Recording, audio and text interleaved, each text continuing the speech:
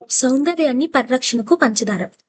ఆరోగ్యంగా ఉండాలంటే తీపికి, అందులోనూ ప్రత్యేకించి పంచదారకు దూరంగా ఉండాలన్నది తెలిసిందే.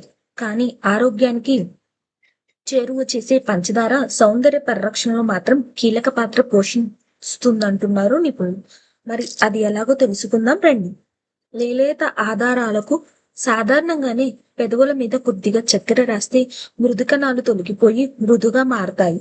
కొద్ది చక్కెర తీసుకొని అందులో పాలు, తేనె వేసి బాగా కలిపి ఈ మిశ్రమంతో రోజు రాత్రిపూట పడుకునే ముందు పెదాలకు మెల్లగా మర్దన చేసుకుంటే గులాబీల్లాంటి లేలేత ఆధారాలు సొంతమవుతాయి.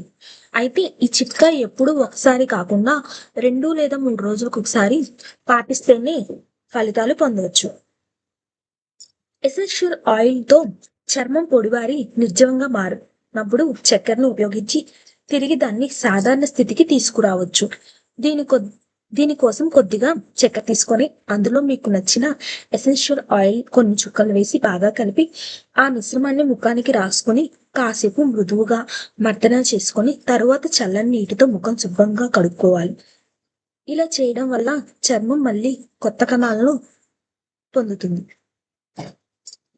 వృద్ధాపచాయాలు రానివ్వకుండా ఉండాలంటే చర్మం ముడతలు పడటం, సన్నని గీతలు కనిపించడం వంటి లక్షణాల ద్వారానే వయసు పైబడుతుందని విషయం పైకి తెలిసింది. చక్కెరను ఉపయోగించడం వల్ల చర్మం ముడతలు పడకుండా కాపాడుకోవచ్చు. అలాగే చక్కెర సన్నని గీతలను కూడా కనిపించకుండా చేస్తుంది. దీనికోసం కొద్దిగా చక్కెర తీసుకొని అందులో నిమ్మరసం వేసి ముఖానికి రాసుకోవాలి.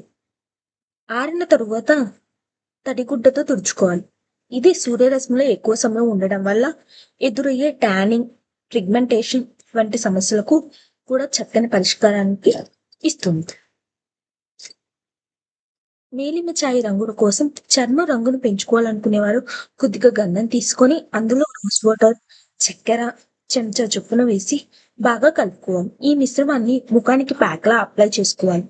15 నుంచి 20 నిమిషాలు ఆరనిచ్చి తరువాత చల్లని నీటితో శుభ్రం చేసుకోవాలి. థ్యాంక్